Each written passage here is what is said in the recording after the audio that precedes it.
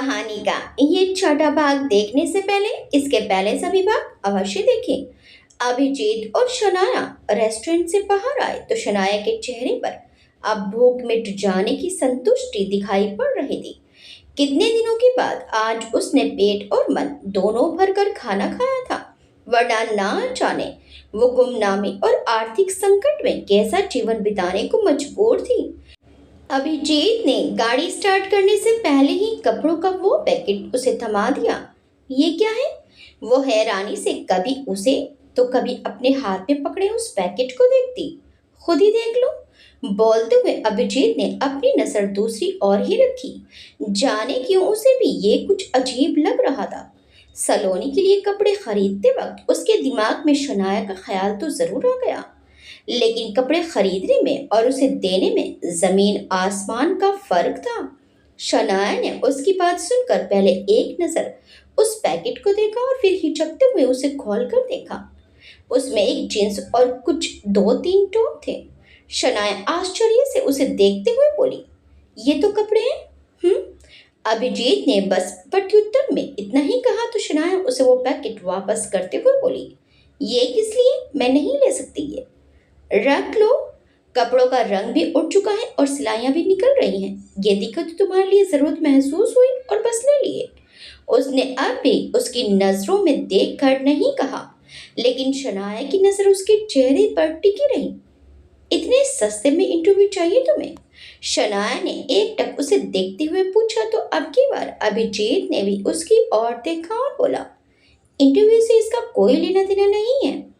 शनाया ने अब भी उससे नजर नहीं हटाई तो अभिजीत बोला, चलो तुम्हें घर छोड़ देता हूँ, मुझे घर नहीं जाना।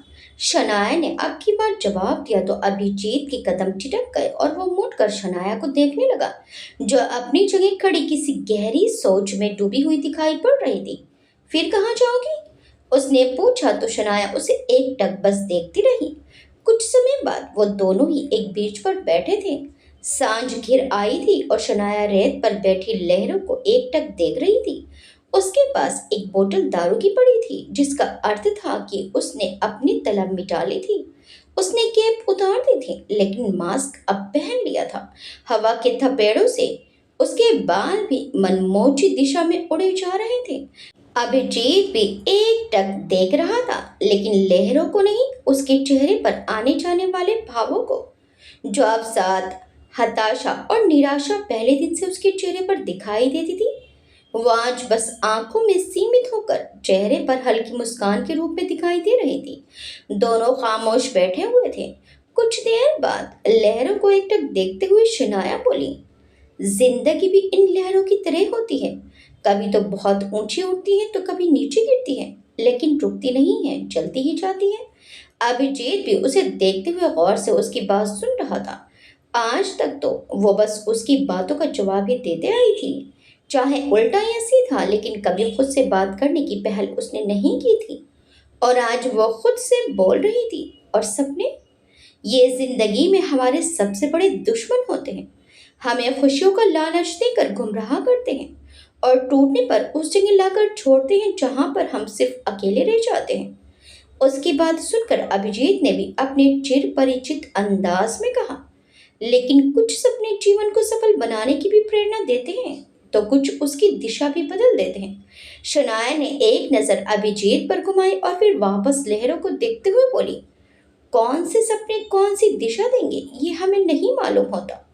अभिजीत अब की बार कुछ नहीं बोला और खामोशी से उसे सुनता रहा।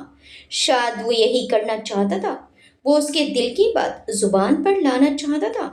और इन सब में सबसे बड़ा धोखेबाज होता है प्यार। जब वो बोली तो अजीब सी टीस उसके दिल में उठ रही थी, जिसका दर्द उसकी आवाज में भी झलक रहा था। प्यार के नाम पर दुनिया में हर तरफ बस धोखा ही धोखा है। वो सुनी आंखों में दर्द का सैलाब समेटे बोली तो अभिजीत ने पूछा, किससे प्यार किया तुमने, जिसने तुम्हें धोखा दे दिया? एक ही दिन में सब जान लोगे? शनाया ने मुस्कुराकर उसकी ओर देखकर पूछा तो अभिजीत भी उसे देखकर बोला, उतना तो मैं भी जानता हूँ जितना सब जानते हैं।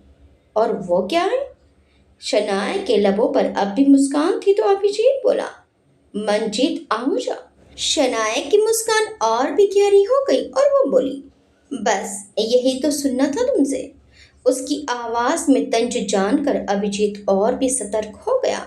वो अगले ही पल बोली, ये पेज 3, ये पार्टीज, उफ, कितना बड़ा धोखा है ना। और फिर भी तुम लोगों को लगता है कि तुम्हें सब पता है। और वो और भी ज्यादा मुस्कुरा दी। हमेशा हर जगह तुम मंजीत के साथ ही दिखाई दी, और फिर इन्हें कभी तुम्हारी तरफ से अफवाह भी तो नहीं बताया गया। अभिजीत ने कहा तो वो बोली, तुम लोग पूछने से पहले ही तो सब कुछ ऑफिशियली डिक्लेयर कर देते हो।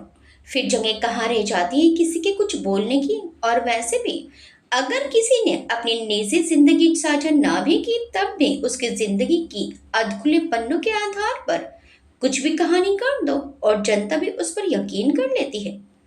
तो मतलब तुम्हारा मंजीत के साथ कोई संबंध नहीं था? अभिजीत ने पूछा तो वो मुस्कुराकर बोली, था ना, पर बहुत खूबसूरत रिश्ता था हमारा, दोस्ती का। वो दोस्ती जो दुनिया में बहुत कम मिलती है। मंजीत तो अब सफल अभिनेता है, और अगर वो इतना ही अच्छा दोस्त है तुम्हारा तो फिर क्यों नहीं तुम्हारी कोई मदद करता? अभिजीत ने पूछा तो शनाया हंसते हुए बोली, कई बार हमें अपनों के लिए कुछ कुर्बानियां देनी पड़ती हैं। मंजीत से दूर रहने में ही मेरी भलाई है, वरना उसका बुलंदियों को छूता करियर चंद समय में गिर जाएगा, और मैं ऐसा नहीं चाहती। ऐसा भी क्या है जो तुम मंजीत से भी छुप रही हो? और अगर तुम्हारा मंजीत से अफेयर नहीं था तो किससे था? अभिजीत ने इस बार हैरानी से पूछा, लेकिन उसने अपनी हैरानी और बेचैनी जाहिर नहीं होने दी। बता दूंगी, शनाया बोली तो अभिजीत एकटक उसे देखता रहा। शनाया ने गहरी सांस भरते हुए कहा, मैं तुम्हें इंटरव्यू देने के लिए तैयार हूँ। अभिजीत उसके बोलने पर हैरान रह गया। उसे उम्मीद नहीं थी कि इतनी जल्दी उसका रास्ता आसान हो जाएगा। लेकिन अगले ही पल शनाया बोली, लेकिन दुनिया में कुछ भी मुफ्त नहीं मिलता, हर चीज की एक कीमत होती है। बोलो कितना? अभिजीत ने पूछा तो वो मुस्कुरा दी और बोली, बहुत समझदार हो तुम अभिजीत। शनाया ने पहली बार उसका नाम लिया था, और पहली बार उसके मुंह से अपना नाम सुनकर अभिजीत को एक पल के लिए झटका सा लगा। कुछ अलग, कुछ अजीब एहसास जो उसे पहले कभी नहीं हुआ था। लेकिन फिलहाल वो उसे समझ में नहीं आए। हम्म, तो कितना फिर? अभिजीत ने खुद को संभाल कर पूछा तो शनाया बोली, फिलहाल तो 3 महीने का मेरे घर का किराया। 3 महीने? अभिजीत ने हैरानी से देखा और बोला, तो वो भी बोली, हम्म, और भी है, लेकिन वक्त आने पर बताऊंगी। डिमांड ज्यादा नहीं है तुम्हारी? अभिजीत ने पूछा तो वो मुस्कुराकर बोली, खबर भी तो बड़ी है, वरना मुझ पर टाइम वेस्ट करने के बजाय तुम कहीं और अपना समय लगाते, ना कि मेरे पीछे इतने चक्कर काटते। ये मुझे खाना खिलाना, ये कपड़े, ये सब एक तरह से रिश्वत ही तो है। फिर क्यों खुद का दामन साफ दिखा रहे हो? अभिजीत खामोश रहा। हालांकि ये बात और थी कि उसका खाना और कपड़े अभिजीत के काम का हिस्सा तो नहीं था, लेकिन फिर भी जाने क्यों वो खुद को ये करने से रोक नहीं सका था। शनाया की नज़र में भी वो इस बात को नहीं लाना चाहता था, इसलिए चुपचाप उसके लगाए इल्जाम स्वीकार कर लिए, क्योंकि ना वो पूरी तरह से गलत है और ना ही सही। ठीक है। कुछ देर के बाद वो बोला तो शनाया मुस्कुरा दी और बोली, गुड, समझदार हो। अभिजीत के कुछ भी बोलने से पहले उसका मोबाइल बज उठा। अभिजीत ने देखा तो सलोनी का कॉल था। वो काम के वक्त यूं तो फोन उठाता नहीं था, लेकिन सलोनी इस वक्त उसके घर में थी तो हर पल उसके लिए वो फिक्रमंद रहता था। हेलो, अभिजीत ने उसका फोन उठाते हुए कहा तो सलोनी गुस्से में बोली, कहाँ हो तुम? वह कुछ काम में फंस गया था। अभिजीत ने जैसे ही कहा सलोनी उस पर बरस पड़ी। मालूम था मुझे, तुमसे काम नहीं छूटेगा कभी। क्यों तुमने छुट्टी ली जब तुम्हें मेरे साथ वक्त बिताना ही नहीं था? ऐसा नहीं है सलोनी। उसने उसे धीमी आवाज में समझाने की कोशिश की, लेकिन सलोनी बहुत गुस्से में थी। क्या बोला था तुमने? शाम को तैयार रहना, नई ड्रेस पहनकर चौपाटी चलेंगे। लेकिन पिछले 2 घंटों से पागलों की तरह तुम्हारा इंतजार कर रही हूं मैं, और तुम बोल रहे हो काम में फंस गया। सलोनी के चिल्लाने की आवाज बाहर तक आ रही थी। शनाया भी पूरी ना सही लेकिन थोड़ा बहुत तो समझ पा रही थी। अभिजीत ने घड़ी देखी और बोला, शिट, मैं आता हूँ थोड़ी देर में। कोई जरूरत नहीं है, तुम बस अपना काम करो। बोलते हुए उसने गुस्से में फोन काट दिया। अभिजीत ने एक बार बेबस नजरों से फोन को देखा और फिर शनाया को, जो उसे ही देख रही थी। गर्लफ्रेंड? शनाया ने पूछा तो अभिजीत ने नाम में सिर हिलाते हुए कहा, बचपन की दोस्त। बहुत गहरी दोस्ती लगती है। शनाया मुस्कुराकर उसे देख रही थी तो अभिजीत बोला, वो तो है, जाओ फिर। शनाया ने कहा तो अभिजीत ने उसे आश्चर्य से देखते हुए पूछा, कहाँ? उसके पास। वो फिर मुस्कुराकर बोली, मैंने आजाद किया तुम्हें, इतना वक्त दिया उसके लिए शुक्रिया। उसकी बात सुनकर अभिजीत उसे एकटक देखते हुए बोला, कोई कैद कर सके वो शख्सियत नहीं है अभिजीत। कभी कभी खुद इंसान अपनी मर्जी से भी कैद हो जाता है, कभी किसी के इश्क में तो कभी किसी की यादों में। शनाया भी अपनी नशीली आंखों से उसे देखते हुए बोली तो अभिजीत भी उसे बस देखता ही रह गया। इधर सलोनी गुस्से में छत पर टहल रही थी। रह रह कर उसे अभिजीत पर गुस्सा आ रहा था। वहीं चाचा की दुकान पर अब तक सब जा चुके थे। जैसे ही उन्होंने दुकान बंद करने की सोचा, वैसे ही अरुण की आवाज आई, अब तुम भी मुझे छोड़कर जा रहे हो चाचा? अरुण वो हैरानी से उसकी हालत देख रहे थे। लाल आंखें, बिखरे बाल और पैंट से बाहर आती आधी शर्ट। तूने शराब पी है? चाचा ने हैरानी से पूछा तो वो मुस्कुराकर बोला, हाँ, क्या करूं और किससे बांटूं अपना दर्द? उसे तो दिखता नहीं जिसकी वजह से ये दर्द मिला है मुझे। उसकी हालत देखकर चाचा बोले, अरुण घर चल, होश में नहीं है तू? होश में तो अब तक नहीं था, बस पागलों की तरह उसके पीछे पीछे घूमता रहा, लेकिन उसे कद्र ही नहीं है। अरुण की आंखों में आंसू भर आए।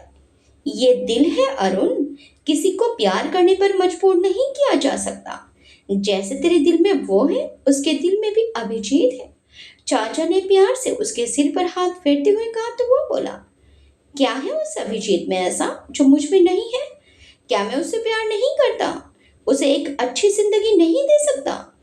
सब कुछ कर सकता है तू, लेकिन बस जबरदस्ती नहीं।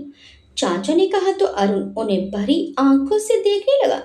सलोनी के माँ बाप नहीं रहे और उसके चाचा ने जैसे तैसे उसे और सार्थक को पढ़ाया लिखाया, लेकिन देखा जाए तो सार्थक ने ही उसे पाला पोसा है। यहाँ तक कि खुद उसके लिए शादी तक नहीं की अभी तक। जिंदगी में खुशियां कब किसके नसीब हुई है अरुण? सब सुख दुख का चक्र है और आगे भी चलता ही रहेगा। चाचा ने समझाया तो वो बोला, मैंने भी तो नहीं देखा अपने माँ बाप को। फिर तू तो उसे और अच्छे से समझ सकता है। अब उसका प्यार क्या है, उसकी ख्वाहिश या उसकी जिद, जो भी है बस अभिजीत है और उससे आगे वो कुछ सोच नहीं पाती। हाँ, शायद जिंदगी के किसी मोड़ पर उसे एहसास हो जाए कि उसके लिए अभिजीत नहीं तो बेहतर जीवन साथी है, लेकिन फिलहाल तो उसे ये उम्मीद करना गलत होगा। चाचा बोले तो वो उन्हें आस से देखने लगा। चाचा उसे सहारा देकर उसके घर तक लाए और उसे बिस्तर पर सुलाते हुए बोले, तूने प्यार करके कोई गलती नहीं की अरुण, बस अपने प्यार को गलत साबित मत होने देना। जितना पवित्र ये इस तरह है, वहीं अगर तू सलोनी से इस प्यार की उम्मीद में कोई जिद, जोर या जबरदस्ती करेगा तो ये प्यार प्यार नहीं रह जाएगा। गहरे नशे में भी उनकी बातें उसके जहन पर असर कर रही थी। वो जाने कब नींद की आगोश में चला गया, उसे मालूम ही नहीं चला। चाचा भी उसे सुलाकर अपने घर निकल गए, लेकिन आज उन्हें उसकी हालत देखकर उसके लिए भी दुख हो रहा था। बस मजबूर वो भी थे कि सब देखकर भी कुछ कर नहीं सकते थे। अभिजीत घर लौटकर आ जरूर गया, लेकिन उसके दिमाग में अब भी शनाया की ही बातें चल रही थी। सलोनी उससे अलग नाराज थी, लेकिन ज्यादा मनाना अभिजीत की आदत में शुमारी नहीं था। लिहाजा थोड़ी बातचीत के बाद न सलोनी मानी और न अभिजीत ने उसे मनाया। मालती जी दोनों को बस खामोशी से देखती रही। सुबह जैसे ही अभिजीत उठा, सलोनी मालती जी के साथ काम में हाथ बटा रही थी। अभिजीत ने उसका फूला हुआ मुंह देखा तो बोला, आज तुझे स्कूल नहीं जाना है क्या? जाना भी हो तो तुम्हें क्या, तुम जाओ। सलोनी किचन में काम करते हुए बोले। पास ही खड़ी मालती जी ने उसकी बात सुनकर अभिजीत को देखा तो अभिजीत ने भी अपनी अकड़ दिखाते हुए कहा, कल बोला था ना कि चल साथ में, लेकिन नहीं, तुझे भी अड़ना था। शाम को बोला था तुमने, जब लौट कर आए रात हो गई थी। सलोनी उसे घूरते हुए बोली तो अभिजीत बोला, बोला था ना एक काम है। काम कब नहीं होता अभिजीत। उसने जैसे ही जवाब दिया तो अभिजीत उसे देखते हुए बोला, ये मेरी जिंदगी है सलोनी, हमेशा से ऐसी ही थी और आगे भी ऐसी ही रहेगी। मैंने तुझे पहले भी कहा था और अब भी कह रहा हूं, मुझसे कोई उम्मीद मत रखना। ये तो चंद पल का साथ है, लेकिन जिंदगी भर के साथ में भी मैं किसी की दखल अंदाजी बर्दाश्त नहीं करूंगा।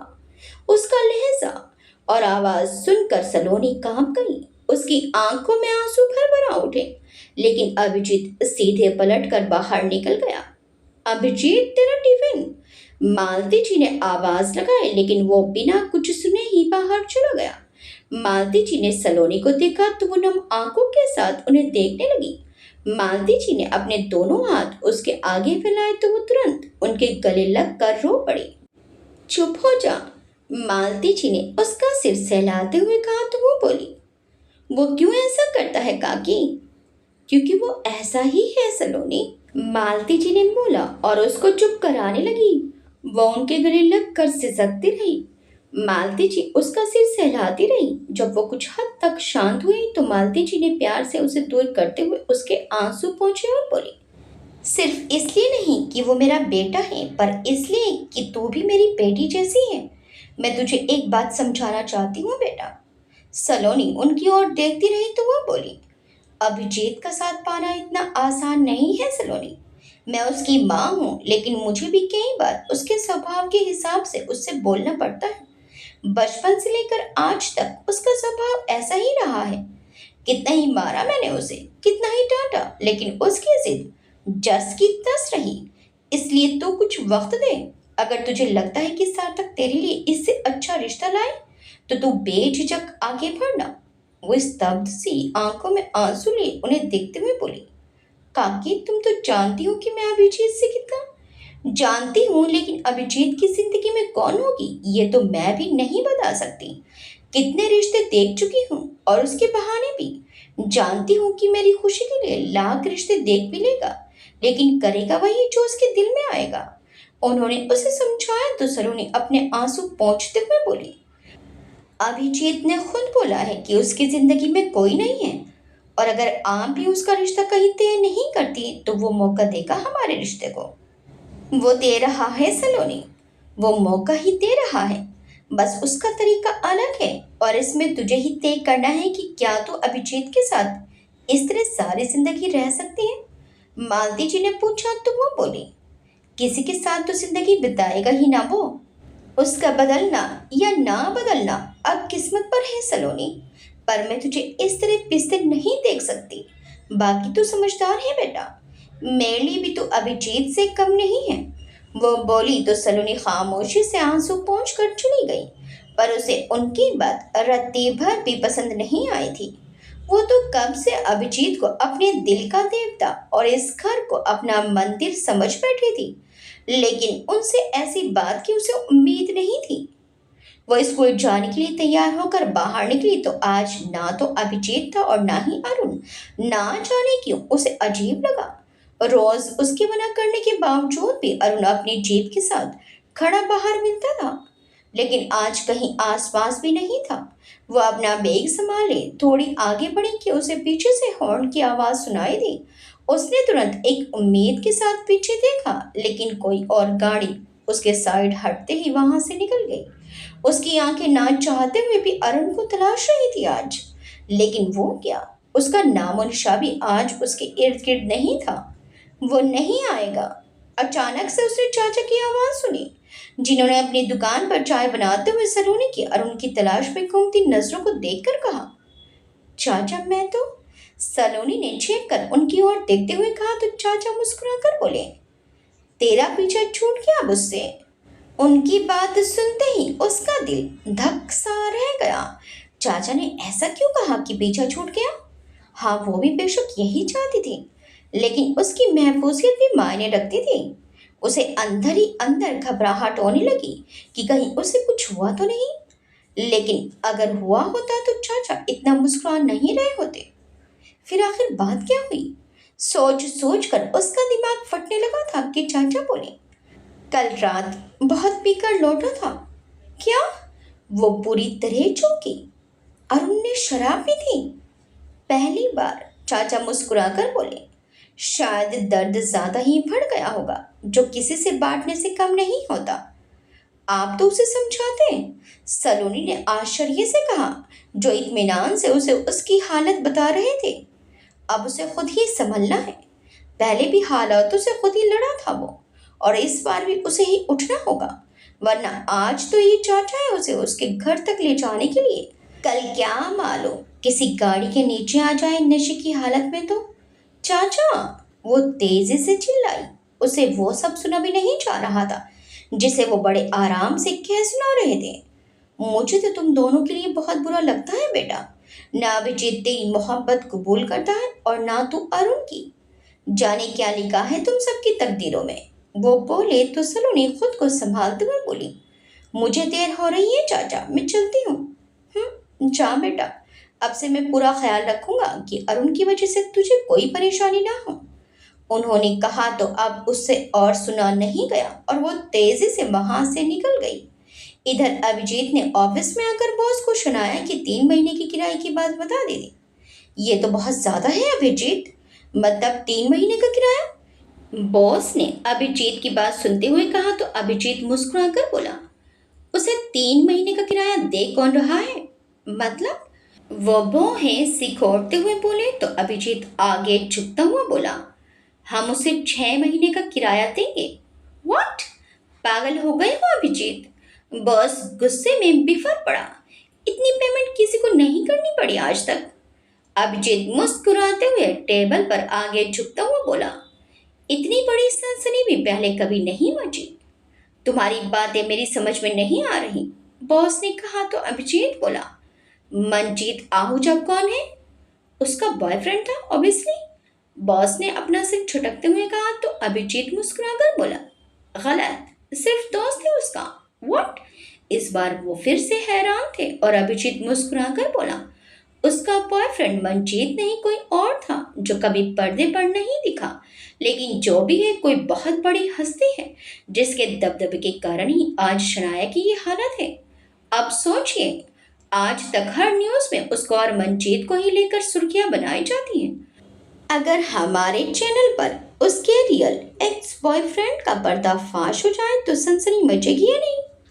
यह सब तुम्हें शनाया ने बताया?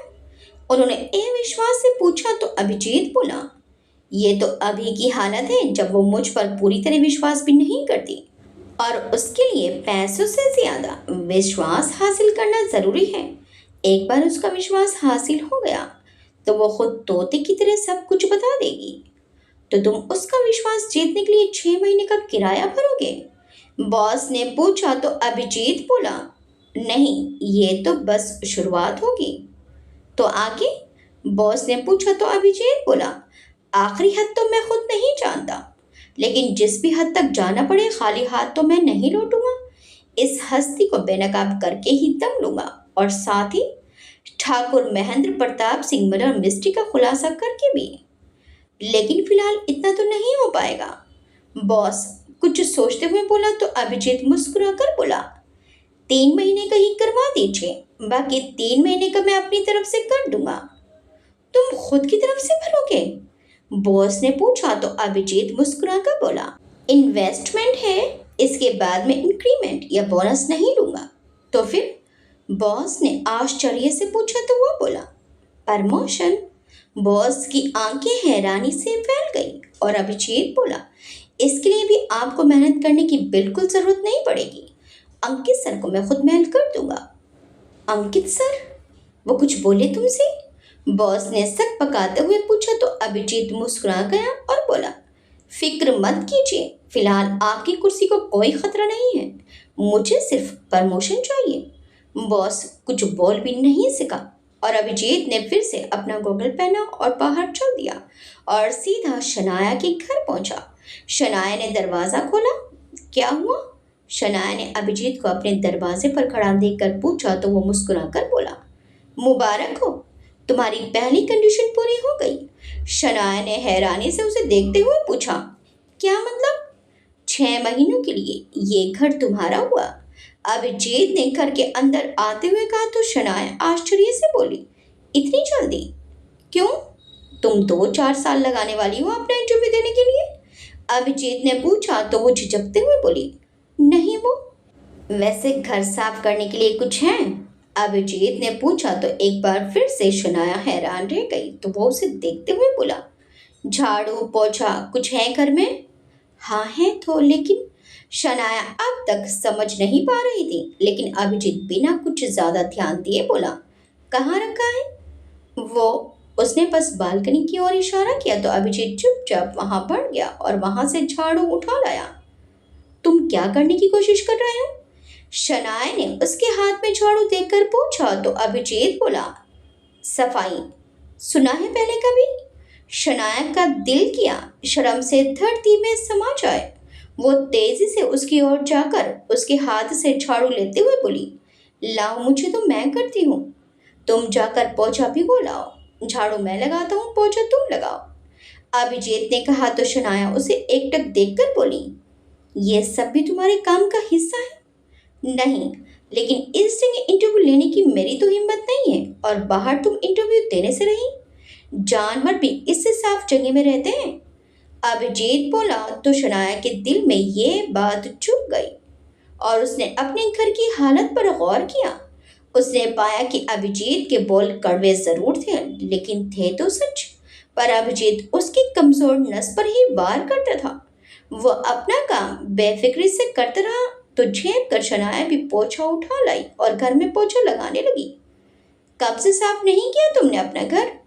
अभिजीत ने पूछा तो शनाया ने जवाब दिया, ये सवाल तुम्हारे इंटरव्यू से संबंधित नहीं है। पर ये तो मैं ऐसे ही पूछ रहा था। अब इतनी दोस्ती तो हो ही चुकी है हमारे बीच। अभिजीत ने जैसे ही कहा शनाया के हाथ रुक गए और वो उसे हैरानी से देखते हुए बोली, दोस्ती? हाँ, क्यों? अब तक इतना भी विश्वास नहीं हुआ मुझ पर? अभिजीत ने पूछा तो वो दर्द से मुस्कुराकर बोली, विश्वास करने की ही तो सजा पाई है मैंने, बदले में सिर्फ धोखा ही मिला है। मैंने कहा था ना कि मैं धोखा नहीं दूंगा। अभिजीत ने उसे देखते हुए कहा तो शनाया बोली, ये सब खिलाना पिलाना कपड़े, ये सब दोस्ती करने के लिए था? मैंने पहले कभी इस तरह किसी लड़की के लिए ना पहले कभी कपड़े खरीदे हैं और ना ही किसी के साथ बिना वजह बाहर अकेले में खाना खाया है, तो जाहिर है कि तुम्हें दोस्त माना है। अभिजीत ने कहा तो शनाया मुस्कुरा दी और बोली, तुम्हारी गर्लफ्रेंड बुरा तो नहीं मानेगी? जब बनेगी तब पूछ लूंगा। अभिजीत भी हाजिर जवाब था, मैं कल के फोन वाली लड़की के बारे में बोल रही हूँ। शनाया ने उसे याद दिलाया तो अभिजीत बोला, बताया तो था कि बचपन की दोस्त है मेरी, और गर्लफ्रेंड नहीं है? शनाया ने पूछा तो वो बोला, अभी तक तो नहीं। मतलब आगे हो सकती है? शनाया एकटक उसके चेहरे को देख रही थी। अभिजीत आज मैं जीता है, कल किसने देखा, कल हो ना हो। अभिजीत के बोलने पर वो निशब्द सी उसे देखने लगी। दोनों ने घर की सफाई की, झाड़ू पोंछे से लेकर हर चीज पोंछ कर उसे चमकाया। हाँ, दीवारें अब भी दुर्दशा में थी, लेकिन एक दिन में काया पलट होने से रही। फिर भी अब घर कम से कम बैठने लायक तो था। जब दोनों थक कर बैठ गए तो अभिजीत ने एक बोतल फ्रिज से निकाली और पानी पीने लगा। वहीं शनाया ने शराब की बोतल मुंह से लगा ली। अभिजीत पानी पीते हुए उसे एकटक देखने लगा। जाने क्यों एक कशिश सी थी उसमें जो उसे खींच रही थी। इधर सलोनी का दिन भर भी काम में मन नहीं लगा। शाम को भी जैसे ही वो घर लौटी, अनायास ही नजर अरुण के घर की तरफ चली गई, जिसके आगे अब भी उसकी जीप खड़ी थी। वो कुछ देर अपनी उलझन में रही और फिर अभिजीत के घर में आ गई। आने के बाद वो कपड़े बदल कर सीधा खाने बनाने में जुट गई। मालती जी ने उसे देखा तो बोली, अभी तो लौटी है, थोड़ा आराम कर लेती। नहीं काकी, तुम बैठो, उसने कहा तो मालती जी बोली, लेकिन इतनी जल्दी खाना क्यों बना रही है? ऐसे ही आप बैठो ना। मैं बस थोड़ी देर में आती हूँ। बोलते हुए वो खाना बनाने में जुट गई और 1 घंटे में उसने पूरा खाना बना लिया। जब वो बाहर आई तो उसके हाथ में एक 3 खंड का डब्बा था। ये किसके लिए? मालती जी ने आश्चर्य से पूछा तो सलोनी नजरें चुराते हुए बोली, वो अरुण के लिए। अरुण के लिए? मालती जी की हैरानी और बढ़ गई। वो चाचा सुबह बता रहे थे कि कल रात से तबीयत बिगड़ी हुई है, तो बस सोचा कि खाना दे आती हूँ उसे। उसने बात बनाई तो मालती जी बोली, पहले क्यों नहीं बताया? चल मैं भी चलती हूँ। उनकी बात सुनकर वो हड़बड़ाकर बोली, नहीं नहीं काकी, अभिजीत आएगा ना, तुम रुको यहीं, मैं दे आती हूँ डब्बा उसको। बाकी तुम चाहो तो कल मिल लेना उससे, दिन भर भी अकेला ही रहेगा। हाँ यही सही है। अभी तू हाँ, कल दोपहर मैं डब्बा लेकर चली जाऊंगी। मालती जी ने बेसहर्ष उसकी बात को स्वीकार कर लिया। जितनी हिम्मत करके वो डब्बा लेकर आई थी, उसके घर के दरवाजे पर आकर सारी हिम्मत ने दम तोड़ दिया था। कुछ देर वो वहीं खड़ी खुद में विचार करती रही और आखिरकार खुद को मजबूत करते हुए उसने घर के अंदर कदम रख दिए। अरुण अंदर बिस्तर पर लेटा हुआ था। नशे की वजह से सुबह से सर तो उसका फट ही रहा था, लेकिन साथ ही कुछ खाने का मन भी नहीं होने की वजह से वो सारा दिन बिस्तर पर ही लेटा रहा। अब ठीक हो? अचानक से सलोनी की आवाज सुनकर वो चौंकते हुए उठा तो सलोनी बोली, आराम से। अरुण कुछ देर उसे देखते हुए अपनी पलकें झपकाने लगा, माना जैसे वो विश्वास करने की कोशिश कर रहा हो कि सलोनी सच में उसके सामने है या ये उसका सपना है। लेकिन वो उसे देखकर गुस्से में बोली, तुमसे इतनी नासमझी की उम्मीद नहीं थी। फिर कैसी उम्मीद थी? वो एकदम उसे देखते हुए पूछने लगा, शराब जिंदगी में पहली बार पी थी ना कल तुमने? वो उसे अपनी बड़ी बड़ी आंखों से धमकाने की कोशिश कर रही थी। वो भी उसकी आंखों में देखते हुए बोला, बहुत कुछ जिंदगी में पहली बार ही होता है, जैसे दिल का लगाना भी और उसका टूटना भी। दिल गलत जगह लगाने से सिर्फ दर्द ही मिलता है। बोलते हुए वो टिफिन खोलने लगी, मेरा दिल भी मेरी तरह बेगैरत है। देखना कितनी बार टूट चुका है, फिर भी हर बार तेरे लिए ही धड़कता है। अरुण की नजरों का ताप उससे सहा नहीं जा रहा था। वो बिना देखे भी बता सकती थी कि अरुण की नजरें इस वक्त उसी पर ही थी। खाना लाई हूँ तुम्हारे लिए। उसने टिफिन खोलकर उसके आगे रखते हुए कहा तो वो मुस्कुराकर बोला, खिलाइए अपने अभिजीत को, लौटा नहीं है फिलहाल। सलोनी नजरें चुराते हुए कहा तो वो बोला, वाह, तू तेरे अभिजीत से पहले मेरे लिए खाना लाई है। इतनी मेहरबानी किस लिए? ऐसे ही रहोगे तो मर जाओगी एक दिन। वो गुस्से में बोली, लेकिन अरुण ने भी गुस्से से जवाब दिया, तो मर जाने दे, तुझे क्या, सुकून तो मिल ही जाएगा ना कम से कम। कैसी बातें करते हो? सलोनी चिढ़ते हुए बोली तो अरुण मुस्कुराकर बोला, जीते जी तो तेरा प्यार मिलने से रहा, कम से कम मरने के बाद तो याद कर लेगी। मुझे तुम्हारी फालतू बकवास नहीं सुननी। खाना खा लो तो मैं जाऊं। सलोनी मुंह फेरते हुए बोली तो अरुण खाना देखते हुए बोला, ले जा वापस, मुझे भूख नहीं है। खा लो ना, और तबीयत बिगाड़ोगी क्या? आखिर वो हार कर बोली तो अरुण भी मुस्कुराकर बोला, कुछ भी होगा लेकिन अब तुझे तकलीफ नहीं होगी। आज के बाद तेरे पीछे नहीं आऊंगा। उसकी बात सुनते ही जैसे सलोनी के दिल की धड़कन बढ़ गई, लेकिन वो मुस्कुराकर बोला, अब जिसमें तेरी खुशी उसमें मेरी खुशी।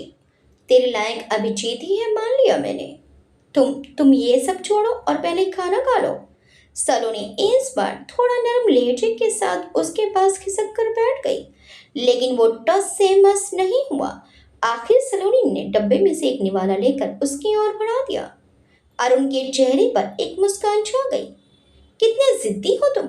बोलते हुए उसने वो निवाला उसे खिलाया तो इस बार अरुण ने भी अपना मुंह खोल दिया और खाते हुए बोला, क्या पता जिंदगी में ये पल फिर कभी नसीब हो या ना हो।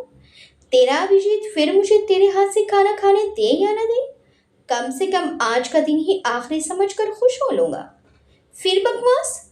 सलोनी ने उसे घूरा तो वो फिर मुस्कुरा गया। उसने चुपचाप सलोनी के हाथ से खाना खा लिया और सलोनी ने भी फिर उससे नजरें नहीं मिलाई। जैसे ही वो उसे खाना खिलाकर जाने लगी तो अरुण ने जाती हुई सलोनी की कलाई पकड़ ली। सलोनी ने चौंक कर उसे देखा तो वो उठ खड़ा हुआ और उसके करीब आ गया। सलोनी की धड़कनें तेज हो गई, लेकिन अरुण ने आज कुछ भी नहीं सोचा। वो उसके चेहरे के करीब आ गया तो सलोनी ने घबराहट के मारे अपनी आंखें बंद कर ली। अरुण उसके चेहरे को कुछ पल निहारने के बाद उसका माथा चूम कर पीछे हट गया। सलोनी ने झटके से अपनी आंखें खोल ली तो वो उसके सिर पर हाथ रखते हुए बोला, हमेशा खुश रहना, चाहे जहां भी रहे। अब से मैं तेरे रास्ते में नहीं आऊंगा। सार्थक भी लौटने वाला है तो मेरी जिम्मेदारी पूरी हुई। और वो पीछे हट गया। सलोनी कुछ पल उसे देखती रही तो अरुण बोला, अब चली जा, वरना खुद को रोक नहीं पाऊंगा। सलोनी उसके चेहरे पर दर्द महसूस कर रही थी, लेकिन उसका दिल अब भी अभिजीत के नाम से धड़क रहा था। वो उसकी तकलीफ कम नहीं कर सकती थी तो बेहतर था कि सामने रहकर उसे बढ़ाए भी ना। वो तेजी से मुड़कर वापस चली गई और उसके जाते ही किसी हारे हुए इंसान की तरह अरुण एक बार फिर बिस्तर पर थम से बैठ गया। इधर वेदांत और विराट को वापस दिल्ली आए 2 दिन हो चुके थे, लेकिन विराट ने वेदांत से सिमरन के विषय में किसी भी तरह की कोई बातचीत नहीं की थी। वहीं सिया भी उसका बेसब्री से इंतजार कर रही थी, लेकिन विराट ने लौटने के बाद न उसे कोई फोन किया और ना ही मिलने के लिए कोई अपॉइंटमेंट ली। इस बीच एक अलग बात यह जरूर हुई कि अब वो खुद से सिमरन को फोन करने लगा, जिसमें वो उसकी हालत का जायजा लेता, ये जानने की कोशिश करता कि कहीं उसके दिमाग में पहले की तरह खुद को नुकसान पहुंचाने के ख्याल तो नहीं पनप रहे हैं।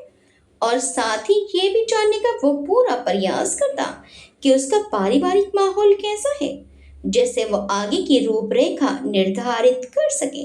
सिया सिमरन के रूप में भी उससे अब कोई खास जानकारी नहीं निकाल पा रही थी, क्योंकि विराट का इतनी जल्दी उससे अचानक शादी करने के लिए तैयार होना उसे अजीब लग रहा था।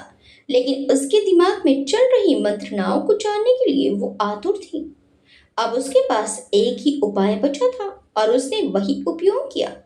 उसने वेदांत के पास फोन लगाया और उसे सब कुछ बता दिया। सिया की बात सुनकर तो वेदांत के होश उड़ गए।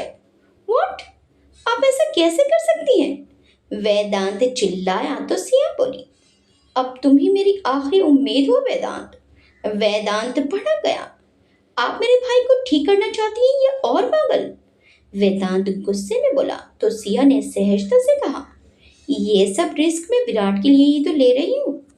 रिस्क सिर्फ मेरे भाई का है, आप समझ नहीं रही कि वो कितने सेंसिटिव हैं। वेदांत को गुस्से में देखकर सिया पहले तो घबरा गई, पर फिर हिम्मत करके उसने वेदांत को समझाया, शायद अब तक मैं ही उसे बेहतर समझने की कोशिश कर रही हूँ। एक डॉक्टर के पहलू से ना सही, लेकिन सिमरन के अस्तित्व में ही सही। पर मैं फिलहाल ये समझ नहीं पा रही हूँ कि सिमरन के साथ उसके अटैचमेंट की वजह क्या है, वो भी इतने कम वक्त में। सिया की बात सुनकर वेदांत ने कहा, जब आप नहीं जान पाए तो वो मुझे कैसे बताएंगे? सिया उसे समझाते हुए बोली, उसके सबसे करीब तुम ही हो, लेकिन अगर उसने तुम्हें भी नहीं बताया तो जरूर उसके दिमाग में कुछ अलग है। अब वो कैसे जाना है ये मैं तुम पर छोड़ती हूँ, क्योंकि तुम विराट से इस मामले में जवाब निकलवा सकते हो, बल्कि एक तुम ही हो जो ये कर सकते हो। वेदांत गुस्से में बोला, मैं ऐसा कुछ नहीं करूंगा और आरोही जी को भी सब बता दूंगा। उसकी धमकी सुनकर सिया की कुछ पल को मानो सांसें अटक चुकी थी, लेकिन उसने खुद को जल्दी संभालते हुए कहा, तुम्हें विराट की कैसी हिस्ट्री पता है? आरोही मैम पिछले 6 महीने से उन्हें डील कर रही हैं, लेकिन जो इम्प्रूवमेंट उसमें पिछले कुछ दिनों में है वो इतने समय से नहीं थी।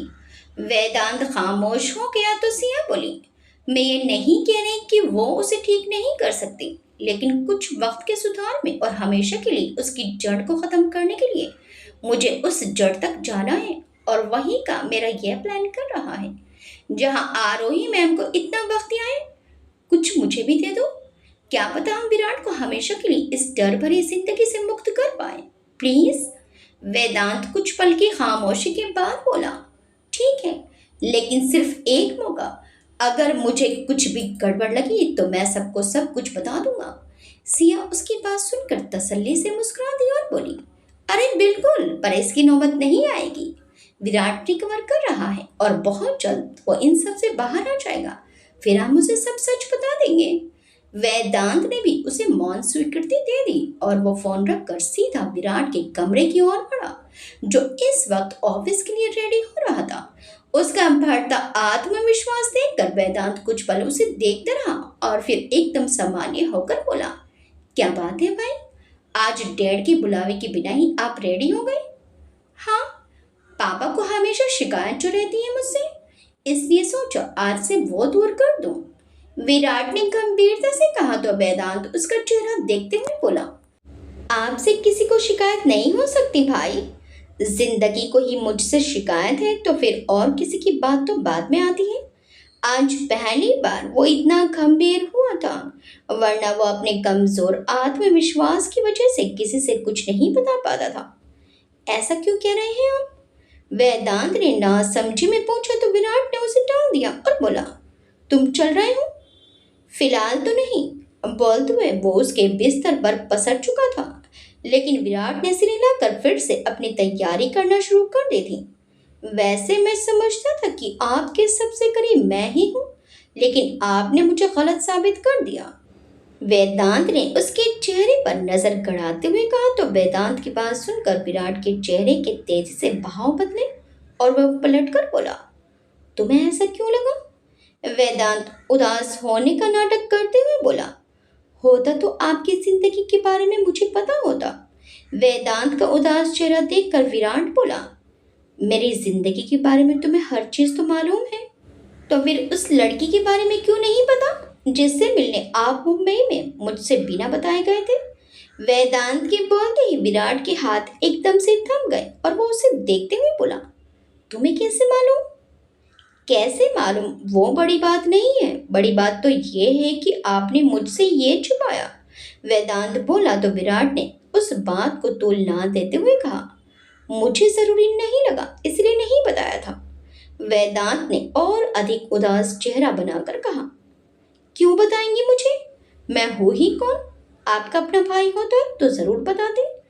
जैसे ही वेदांत ने आखिरी चोट की, विराट पर उस चोट का असर भी बड़ी तेजी से हुआ और वो बोला, आज के बाद ये मत बोलना, तुम मेरे भाई हो, डैड के हम दोनों ही बेटे हैं। वेदांत बोला, अगर आपने माना होता तो बताया होता, ना कि मुझसे छुपाया होता। डैड से, मॉम से, सरोज काकी से नहीं बताया ना सही, लेकिन आपकी जिंदगी में कोई लड़की है इतनी बड़ी बात आपने मुझसे भी छुपाई। इस बात का और क्या मतलब समझूं मैं? वेदांत ने कहा तो विराट ने गहरी सांस छोड़ी और बोला, जैसा तुम समझ रहे हो वैसा कुछ नहीं है। फिर कैसा है? वेदांत ने पूछा तो विराट ने उसे सब कह सुनाया। वेदांत हैरानी से बोला, मतलब आप उस लड़की से शादी सिर्फ उसके बच्चे के लिए करना चाहते हो? उस बच्चे की कोई गलती नहीं है वेदांत, और ना ही उस लड़की की। उसने तो सिर्फ एक गलत इंसान पर विश्वास किया, वो क्यों सजा भुगते? मैं नहीं चाहता कि वो बच्चा ऐसा बचपन गुजारे जिसमें सब उसे सिर्फ एक अनचाहा अस्तित्व समझे। विराट ने कहा तो वेदांत को कुछ हद तक उसकी बातें समझ आने लगी। उस लड़की के घर वालों को मालूम चला तो उसके बच्चे को उससे दूर कर देंगे, जो वो नहीं चाहती।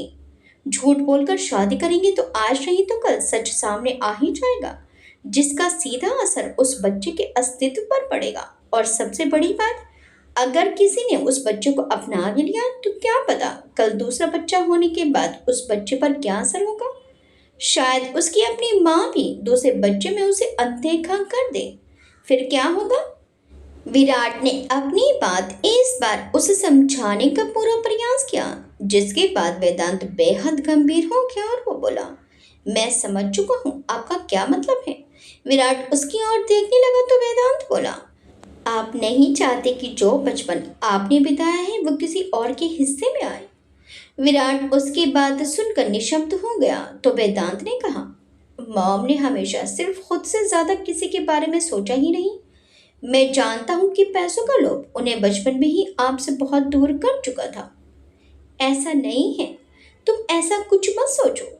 विराट उसे उसकी माँ के खिलाफ भी नहीं करना चाहता था, भले ही उसने बचपन से रमा जी की अनदेखी झेली थी, लेकिन इस बात को अस्वीकार नहीं किया जा सकता था कि वो वेदांत की माँ थी। मैं जानता हूँ कि माँ ने हमेशा आपको मेरे बाद ही रखा, लेकिन क्या आपको डैड से भी नाराजगी है? वेदांत ने पूछा तो विराट मुस्कुराकर बोला, उन्हें फुर्सत ही कब थी? कम उम्र में माँ के जाने के बाद मुझे लगा कि सिर्फ माँ ही दूर हो गई हैं। लेकिन ये भ्रम जल्दी ही टूट गया जब एहसास हुआ कि मुझसे उसी वक्त दोनों दूर हो चुके थे। पापा ने बस बिजनेस के अलावा और कोई लक्ष्य रखा ही नहीं जीवन में। उन्हें तो ये भी याद नहीं रहा कि सिर्फ माँ हमें छोड़कर गई है, मैं जिंदा हूँ। उसके शब्दों ने अब वेदांत को बहुत भावुक कर दिया। वेदांत उसे देखते हुए बोला, अगर मैं नहीं होता तो सब पहले जैसा होता ना भाई? आपकी जिंदगी में सबका प्यार होता। विराट उसकी बात सुनकर हाथ पांव रह गया और बोला, ऐसी बात तुम्हारे दिमाग में आई भी कैसे? लेकिन वेदांत कुछ भी नहीं बोला तो विराट उसके पास आते हुए बोला, अगर तुम ना होते तो शायद मैं घुट घुट कर बहुत पहले ही मर चुका होता। जिंदगी में इकलौते दोस्त तुम ही तो थे मेरे। इकलौता रिश्ता मेरे पास जो था वो तुम्हारा ही तो था। आई एम सॉरी भाई। ना जाने क्यों आज वेदांत को अपने अस्तित्व पर नाराजगी हो रही थी। उसके होने से उसके भाई का पूरा बचपन छिन चुका था। माँ ने बस उसे ही प्यार दुलार दिया और कहीं ना कहीं वो इस बात से परिचित था कि उसकी माँ यशवंत जी की अब भी सारी संपत्ति उसके नाम ही चाहती थी। लेकिन उसे कभी पैसे का मोह नहीं था। उसे अपनी जिंदगी खुशहाल जीने के लिए भरपूर पैसा और सुख सुविधा मिली थी। छोटा होने की वजह से कहीं न कहीं यशवंत जी का भी थोड़ा अधिक स्नेह उसे मिला था। लेकिन विराट लेकिन विराट उसका बचपन प्रेम के अभाव में सूखी बंजर जमीन की तरह हो गया, जिसमें कुछ बूंद प्रेम की वर्षा के लिए भी वो तरस चुका था। और एक उपेक्षित जीवन बिताते बिताते वो स्वयं को ही उपेक्षित महसूस करने लगा था, कमतर महसूस करने लगा था। उसने स्वयं कमजोर मान लिया था। पागल हो तुम? विराट ने बोलते हुए उसे गले से लगा लिया तो वेदांत की आंखों से कुछ बूंद आंसू की गिर पड़ी। जैसे ही वो दूर हुआ तो वेदांत ने कहा, पर एक बार फिर से अपने फैसले पर गौर कीजिए भाई। आप किसी और पर ऐसे कैसे विश्वास कर सकते हैं? विराट मुस्कुराकर बोला, मेरे विश्वास पर कौन खरा उतर पाया है आज तक वेदांत? अब किसी से कोई उम्मीदें नहीं है मुझे। बस इतना है कि उस लड़की और बच्चे को कम से कम एक अच्छी जिंदगी और भविष्य देने की पूरी कोशिश करूंगा। वैसे ये सब बदलाव उस लड़की और बच्चे के लिए है? वेदांत ने पूछा तो विराट उसे देखकर बोला, मैं अपने लिए कमजोर था वेदांत, लेकिन जिसे खुद से जोड़ने जा रहा हूँ उसके साथ कोई अन्याय नहीं होने दूंगा। ये जिम्मेदारी उठाने के लिए पहले कुछ और जिम्मेदारी उठाना जरूरी है।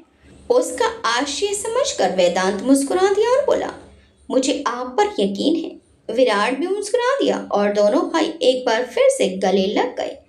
आज विराट को समय से पहले ही तैयार देखकर यशवंत जी थोड़े हैरान थे, लेकिन खुश भी थे। वो किसी भी तरह से उसे अवसाद से बाहर निकालना चाहते थे, पर अब वो स्वयं ही उससे बाहर आ रहा था। आज ऑफिस में भी जब वो सबसे मिला तो किसी को यकीन नहीं हुआ कि वो विराट ही है। वो सबसे अच्छे से बात कर रहा था।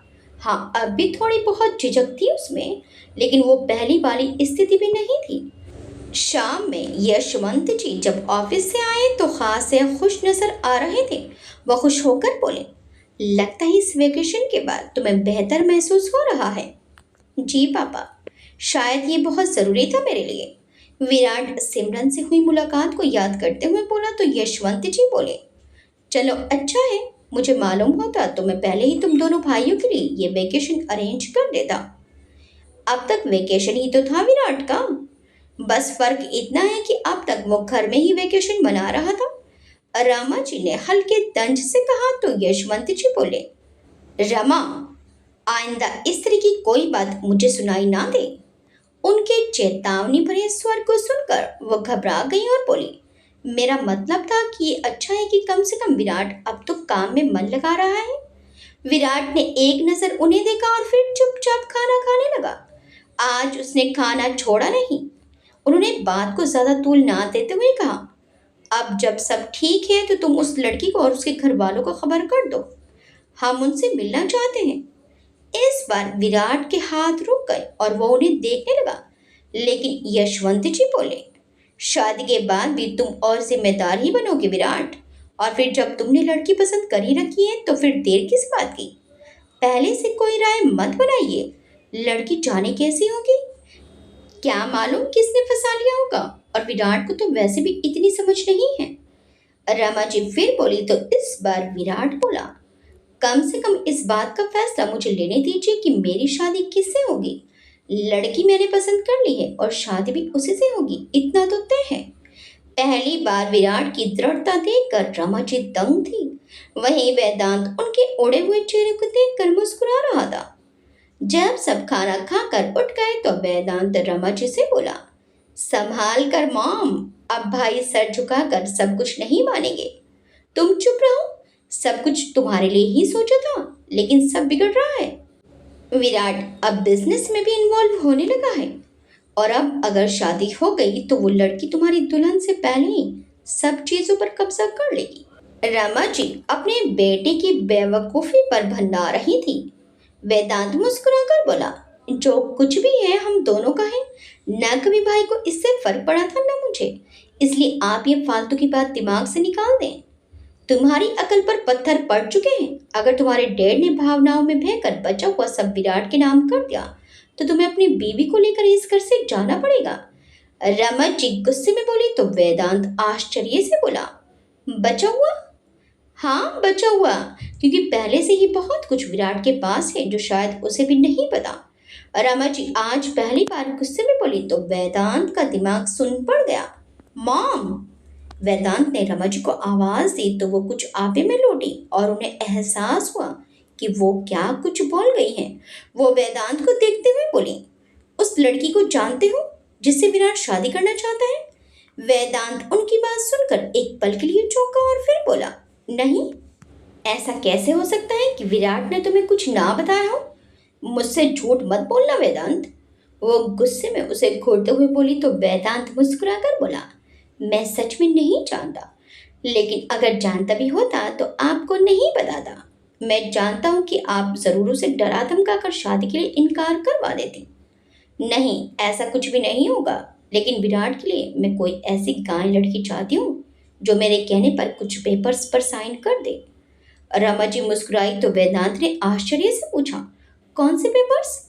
बदले में रमा जी उसे देखकर मुस्कुरा दी और बोली, कुछ नहीं, तुम अभी ये सब मत सोचो, बस मुझे उस लड़के से तुम्हारे डैड से पहले मिलना है, तुम इस पर ध्यान दो। मुझे यकीन नहीं होता कि आप मेरी मॉम हैं। वेदांत उन्हें गुस्से से घूरता हुआ निकल गया।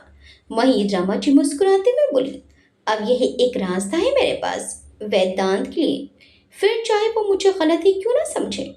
अगले दिन विराट सिया के सामने बैठा था। उसके पास आरोही भी थी। दोनों सिया के बोलने का इंतजार कर रहे थे कि तभी सिया बोली, तुम्हारे डैड को मिलना है ना उस लड़की से, तो मिलवा दो किसी से भी। जब तक सिमरन को हम नहीं ले आते, सिंपल। किसे मिलवा दे, कौन मदद करेगा मेरी? विराट उसे देखते हुए बोला तो सिया बोली, कोई दोस्त? मैंने पहले ही कहा था कि मेरी किसी से दोस्ती नहीं। विराट ने जैसे ही कहा वैसे ही वेदांत धड़धड़ाते हुए केबिन के अंदर आ गया और बोला, लड़की मिल चुकी है। कौन? तीनों ने चौंक कर पूछा तो वेदांत सिया को मुस्कुराकर देखते हुए बोला, डॉक्टर सिया। क्या? सिया बुरी तरह चौंक गई, लेकिन वेदांत उसे देखकर मुस्कुराता रहा। अब अगर सिया ने फंसाया है तो वेदांत भी सिया को फंसाकर ही मानेगा। आगे क्या होगा? सिया अब क्या करेगी? क्या सिया सिमरन बनकर विराट के घर यशवंत जी और रमा जी से मिलने के लिए तैयार हो जाएगी? अब आगे और क्या गड़बड़ झाला होने वाला है? क्या रमा जी सिया को पसंद कर लेंगी? देखिए इस कहानी के अगले भाग में। आपको ये कहानी कैसी लगी हमें कमेंट्स करके जरूर बताइएगा। वीडियो चलेगी तो वीडियो को लाइक शेयर सब्सक्राइब करना मत भूलिएगा। मिलते हैं इस कहानी के अगले भाग में। Till then bye bye.